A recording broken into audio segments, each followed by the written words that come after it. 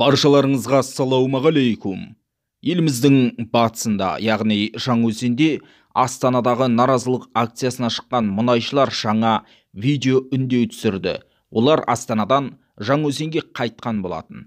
Мұнайшылар сәуірдің 10-нан бері шерулер, митингілер, ереуілдер өткізгенін жақсы білесіздер. Жаңа видеода олар өз талаптары бойынша шешім қабылданғанша, яғни Өзенмұнайгаз, Қазмұнайгаздың еншілес кәсіпорны кеңсесінде болатындығын мәлімдеді. Естеріңізге сала отырайық, 10 сәуірде мұнайшылар Астанаға бас кеңсеге келген болатын. Сол күні кешке жұмысшылардың бір бөлігін жергілікті полиция ұстаған еді. Ұсталғандар туралы хабардан кейін мұнайшылар Астанадағы әріптестерін босатуды талап етіп, Жаңаөзен көшелеріне шықты. Сәуірдің 10 күні мұнайшылар станциялардың бірінде үкіметке жолданған видео үндеуді түсіріп алған.